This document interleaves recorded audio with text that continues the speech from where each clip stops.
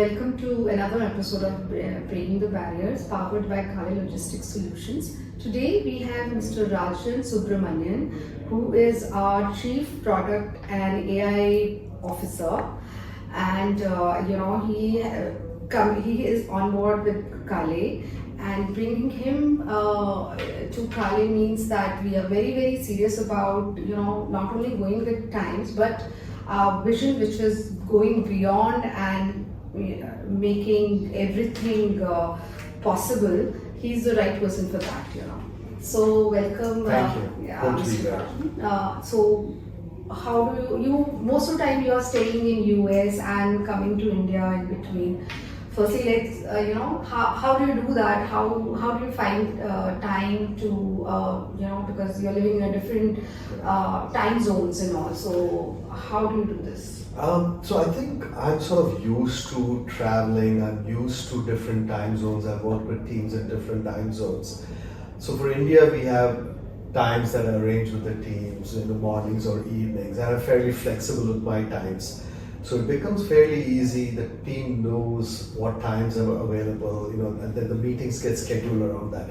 But more importantly, especially in the first few months, maybe the first year, I do plan to spend a lot of time here. This is literally in 3 months, my second visit here. Mm-hmm. I've spent almost half my time here versus in the US. So to me, it's, these logistics don't matter. It's a question of making sure that the work gets done, making sure that the team knows what needs to be done, gets it done. So, it's just an observation that it doesn't matter.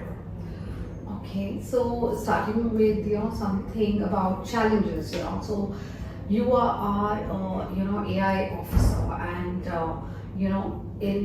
as today AI has taken over the world.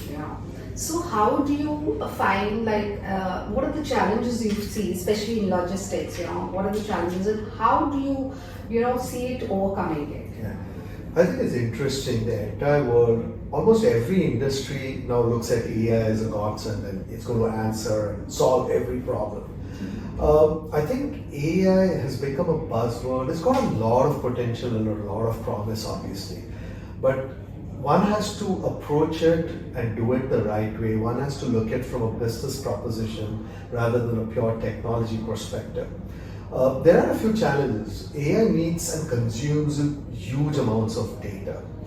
Without the right amount of data, it's literally garbage in, garbage out. So, how do you address that? How do you get the right amount of data? How do you manage and how do you do that is, one of the first things from a technology perspective. The second is it's a new area. All of us are learning, me included. We are learning how to do it, embrace that technology and consume it. So it's a question of being abreast of what's happening, but more importantly, customizing it, for Kale Logistics, for the logistics industry.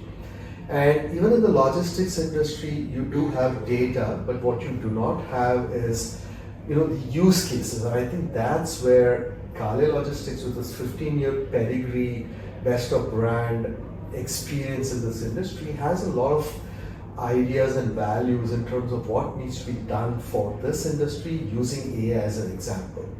Coupled with the fact that we have tons of data, how do we utilize that? Basically make it easier for our customers in the logistics industry as well. So it's a combination of that. Challenges do arise, but you do work around it. You have the right framework, you have the right people, you have the right technology skill sets. Literally the biggest challenge is literally every day new things come up. How do you make sure that you embrace it as part of your mindset, as part of your technology stack, and go forward? So it's a challenge, but it's a fun challenge. Yeah, I'm sure you must be enjoying the fun. I'm like. So going forward, talking about Kale, I would like to know how do you, because this is something that our aim is, our mission is that we should be, our technology should be at par with whatever is happening around us, whatever, before the customer knows what he wants, we should know. Right. So, how do you, see Kale getting this mission accomplished? And I think I'll break it into two parts. One is what's actually visible to the customer, and that's the UX or the AI agents that we talk about. That has an immediate impact and an immediate effect, in the sense that if the AI intelligence is proactive and it's sitting in the background and getting stuff and populating it, in an officer's computer and saying, "Hey, I see these anomalies. Are you doing something?" It takes away the pressure of the humans in the loop, right? So that's one aspect of it.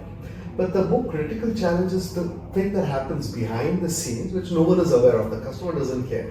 It's got to happen. It's got to happen. Exactly. So I think it's a combination for Kale to excel at both. Like I mentioned earlier, we have data.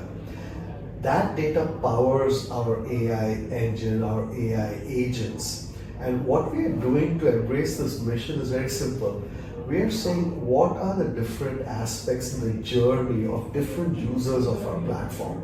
How do we make sure that the AI work that's taking the world by storm makes their life easier and makes their life in such a way that some of the things that are not observable, out of the bat is something that immediately can be looked at by computers, by technology, by AI. So to do that, we are literally looking at it from two different angles. We have an existing suite of products. How do we add on top of that? Because we have an amazing suite of products which are used in so many different countries, so many different companies and groups use it. So how do you use what is there and then put technology, AI related activities on top of that? First part of the mission. The second is how to start,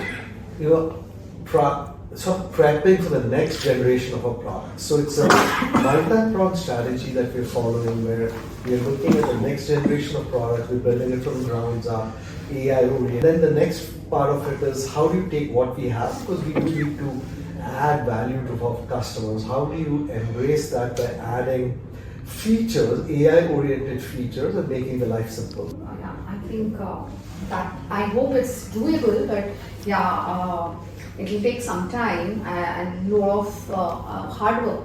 And I'm sure we'll be able to do it because I believe where there is a will, there is always a way.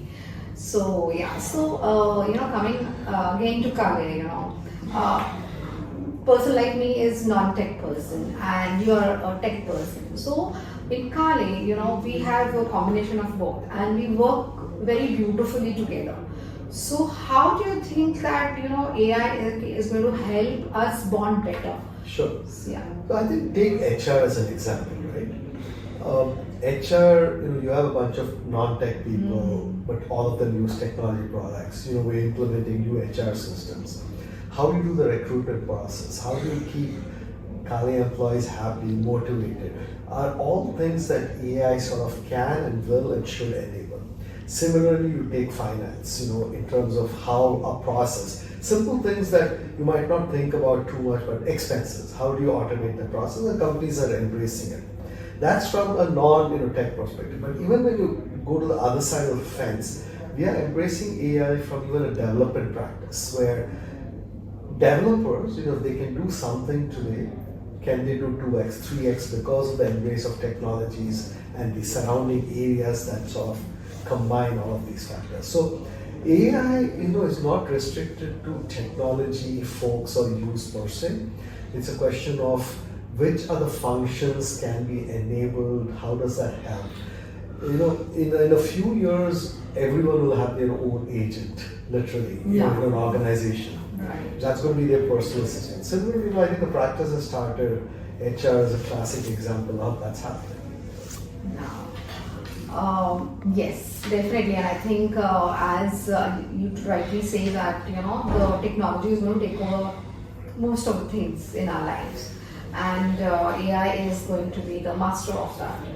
So coming back to a career advice, I would like you to give to people who are who want to get into because there's so much of noise around AI. Yes, everybody knows it's the technology of tomorrow. It's definitely going to be very important. But how do one get ready for this? And if I want to work in this field, how do I go about it? I think you're the right person to definitely show paths to people who really want to get into it. So I think we should not look at AI as a pure technology thing. At the end of the day, technology is always a tool. You have to look at it, so if you take Kale as an example, you have to look at it from what problem can it solve, what problem can it help us. Ultimately, you want customer satisfaction, you want revenue generation, and employee satisfaction. So when you start looking at different lenses and you start looking at what is the proposition for each one of our constituents and then embrace AI, then your perspective, your lens changes on how you embrace that technology. Right now, I think we are in the honeymoon phase where everyone is jumping and saying, I will do AI, without realizing what needs to be done, what can be done, and how it can be done. So I look at it from the reverse. I say, I'm looking at it from a business perspective. What are the challenges we're trying to solve? What are the use cases we're trying to solve? And then how can AI embrace it? There is a time and cost associated with everything. So, we just don't want to be an R&D lab. We want to be a practical, reality, solution-based company. So that's how we approach it here. Okay, that's nice. I think I've asked you a lot of technical questions. So let's know the real, Rajan. So when I'm sure you have a lot of responsibilities and whole day goes into meetings and making some strategies and all, and how to commit to new things that you want to bring in, how to implement them and all that. So end of the day, Rajan, I'm sure sometimes it becomes overwhelming also. So how do you see yourself unwinding and getting away from all this? It's sometimes chaotic days also. I know that. So you're in the meeting from morning to night. So once you switch off, how do you how do you prepare yourself for the next day? Because next day is going to be more crazy than this one. I think behind that question there's an assumption there's an end of day. So I think in reality, because of the different time zones, we are in so many different countries. Right. When my day starts, the day is ending here, and vice versa. So in many situations, I start very early in the morning, and then late at night there's some other time zone, or even with India for the matter that happens. So I do a couple of things. One thing I try to do is somehow get in some amount of exercise, whether it's walk, something, preferably in the morning, but these days that's becoming challenging because of the back-to-back meetings with the development teams and the technology and the other teams here. But that's something that, work in progress. I'm adjusting from a time zone perspective how to do that. I read a lot, I try to I read obviously a lot of technical stuff, but I try to read non-technical stuff. If that's something that. What do you like reading in non-technical? I read a lot of science fiction. Okay, still in the science world, no? Well, I don't know. Are a realm of the possible. I do. I like to read a little bit of stuff around historical biographies and stuff like that. That's all interesting for me. And then, during the course of the day, if I can snatch a little bit of time, maybe, when my daughter comes back from school, spend some time with her, try to balance a little bit of that. Unfortunately, part of the way my brain operates, there's something that I need solved. Back of my mind, it keeps rotating.